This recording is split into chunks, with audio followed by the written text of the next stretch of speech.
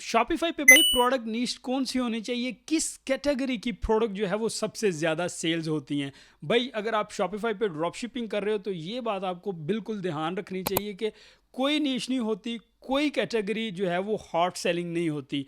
Shopify पे फिर किस तरह की प्रोडक्ट जो है वो ज़्यादा सेल होती हैं, या आप जब शॉपिफाई का ऐड रन करते हो टिकटॉक पे या मेटा पे, तो किस टाइप की प्रोडक्ट जो है वो ज़्यादातर सेल हो रही होती हैं।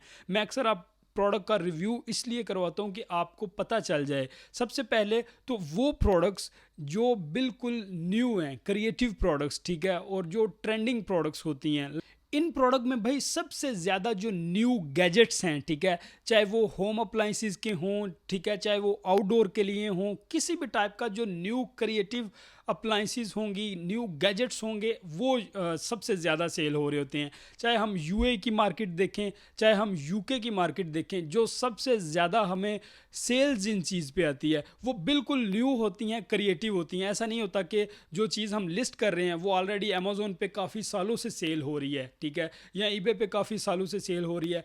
प्रोडक्ट हमेशा, जब आप एक चीज़ का ऐड रन करते हो, उसका मतलब है कि आपकी प्रोडक्ट जो है वो यूनिक है, ठीक है। ये नहीं है अब मेरे पास ये हेडफोन पड़े हुए हैं तो मैं इसको जो है वो ऐड रन करूं तो इस पे सेल आएगी, इस पे सेल नहीं आएगी, क्योंकि ये पुरानी प्रोडक्ट है ऑलरेडी। मल्टीपल इस पे जो मल्टीपल प्लेटफॉर्म है वो इसको बेच रहे हैं, सेल कर रहे हैं, तो आपकी वो प्रोडक्ट सेल होगी जो मोस्ट डिमांडिंग होगी एंड जो बिल्कुल न्यू होगी, क्रिएटिव प्रोडक्ट होगी, प्रॉब्लम सॉल्विंग प्रोडक्ट होगी। और उसमें जो फैक्टर मैंने आपको बताया है वो ये नहीं है कि वो प्रोडक्ट जो आप सेल कर रहे हैं वो पहले सेल हो रही है, इस तरह नहीं होना चाहिए। इन प्रोडक्ट में किचन की कोई यूनिक जो है वो प्रॉब्लम सॉल्विंग प्रोडक्ट आ सकती है। इसके अलावा होम डेकोर में कोई ऐसी चीज़, होम डेकोर में चूँकि नई चीज़ें आती हैं, कभी भी डेकोरेशन में जो है वो पुरानी चीज़ें लोग इस्तेमाल नहीं करते।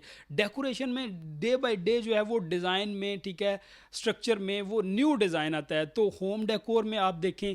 इसके अलावा कार एसेसरी में, ठीक है, कार एसेसरी में भी ओल्ड चीज़ें नहीं होती, कार एसेसरी में न्यू चीज़ें आती हैं, क्योंकि जब मॉडल चेंज होते हैं तो वो उसके गैजेट्स भी चेंज होते हैं।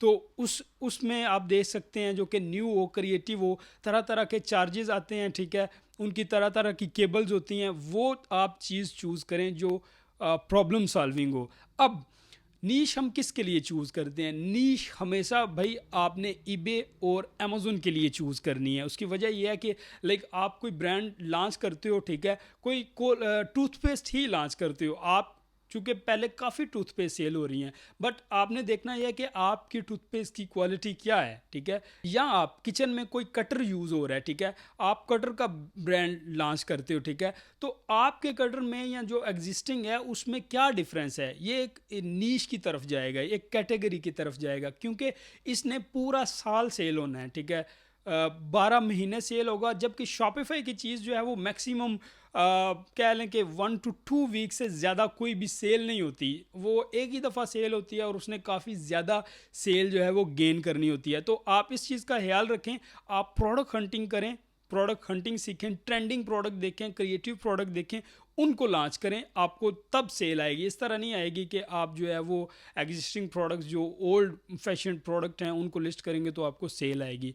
आप इस चीज़ का जब भी शॉपिफाई पे लिस्ट करें ज़रूर ध्यान रखें। Thank you very much.